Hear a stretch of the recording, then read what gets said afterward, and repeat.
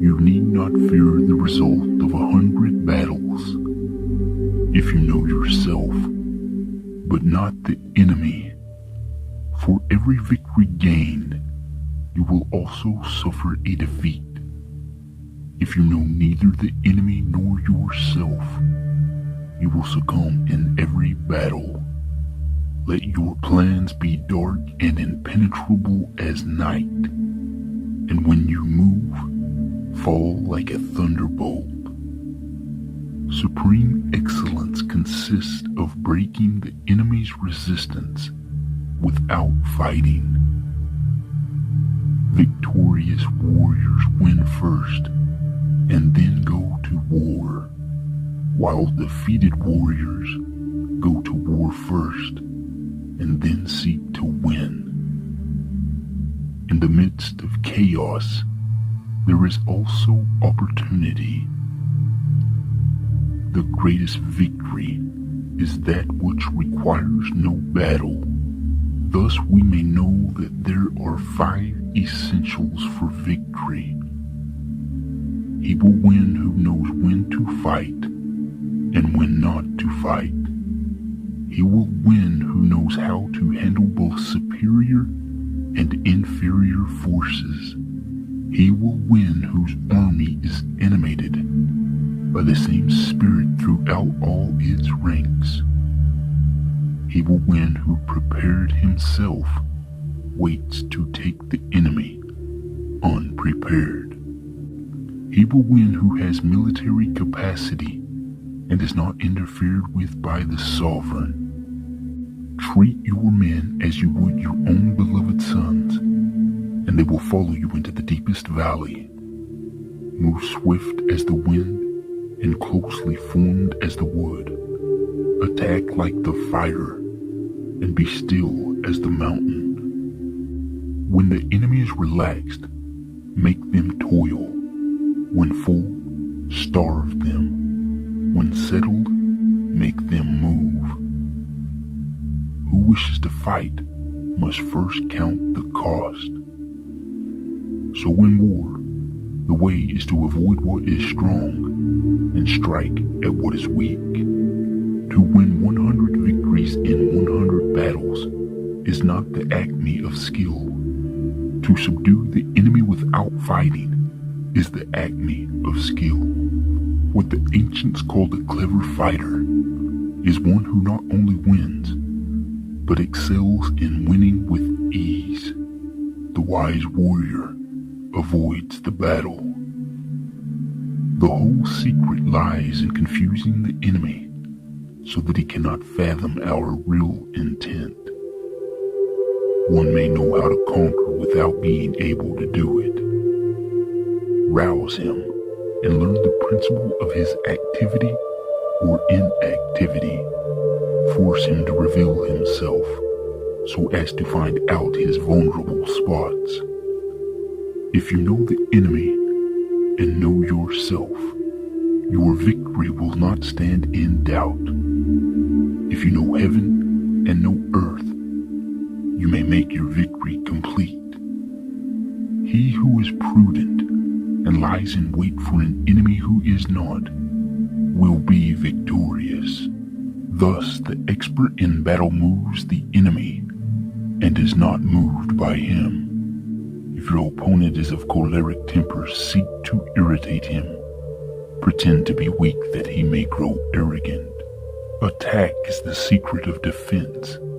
Defense is the planning of an attack. Great results can be achieved with small forces. Attack him where he is unprepared. Appear where you are not expected. Ponder and deliberate before you make a move. Knowing the enemy enables you to take the offensive. Knowing yourself enables you to stand on the defensive. Bravery without forethought causes a man to fight blindly and desperately like a mad bull. Such an opponent must not be encountered with brute force, but may be lured into an ambush and slain. If ignorant both of your enemy and yourself, you are certain to be in peril. Mystify, mislead, and surprise the enemy. Move not unless you see an advantage. Use not your troops unless there is something to be gained. Fight not unless the position is critical. He who will win prepared himself waits to take the enemy unprepared.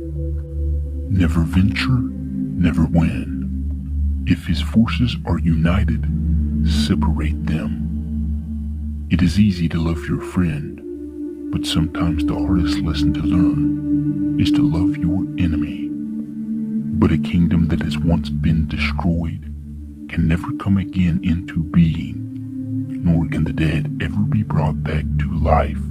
Do not repeat the tactics which have gained you one victory, but let your methods be regulated by the infinite variety of circumstances. Begin by seizing something which your opponent holds dear, then he will be amenable to your will. If he sends reinforcements everywhere, he will everywhere be weak. Disorder came from order, fear from courage, weakness came from strength. Rewards for good service should not be deferred a single day. Know your enemy and know yourself, and you can fight 100 battles without disaster. Who does not know the evils of war cannot appreciate its benefits? It is only the enlightened ruler and the wise general who will use the highest intelligence of the army for the purposes of spying, and thereby they achieve great results. Hence, to fight and conquer in all your battles is not supreme excellence. Supreme excellence consists in breaking the enemy's resistance without fighting. Plan for what is difficult while it is easy. Do what is great while it is small. Conform to the enemy's tactics until a favorable opportunity offers, then come forth and engage in a battle that shall prove decisive. Therefore, just as water retains no constant shape, so in warfare there are no constant conditions. The opportunity of defeating the enemy is provided by the enemy himself. If you fight with all your might, there is a chance of life, whereas death is certain if you cling to your corner. Know thyself, know thy enemy. 1,000 battles, 1,000 victories. It is the unemotional, reserved, calm, detached warrior who wins, not the hothead seeking vengeance, and not the ambitious seeker of fortune. The good fighters of old first put themselves beyond the possibility of defeat, and then waited for an opportunity of defeating the enemy. It is best to keep one's own state intact. To crush the enemy state is only second best. Hold out baits to entice the enemy, feign disorder, and crush him. He who relies solely on warlike measures shall be exterminated. He who relies solely on peaceful measures shall perish. The principle on which to manage an army is to set up one standard of courage which all must reach. Standing on the defensive indicates insufficient strength, attacking a superabundance of strength. For the wise man delights in establishing his merit. The brave man likes to show his courage in action. The covetous man is quick at seizing advantages, and the stupid man has no fear of death. All men can see the tactics whereby I conquer, but what none can see is the strategy out of which victory is evolved. The art of war is of vital importance to the state. First, lay plans which will ensure victory, and then lead your army to battle. If you will not begin with strategy, but rely on brute strength alone, victory will no longer be assured. Therefore, the clever combatant imposes his will on the enemy, but does not allow the enemy's will to be imposed on him. Be stern in the council chamber, show no weakness, and insist on your plans being ratified by the sovereign, so that you may control the situation. Those who are skilled in combat do not become angered. Those who are skilled at winning do not become afraid. Thus, the wise win before they fight, while the ignorant fight to win. All warfare is based on deception. Thus, what enables the wise sovereign and the good general to strike and conquer and achieve things beyond the reach of ordinary men is foreknowledge.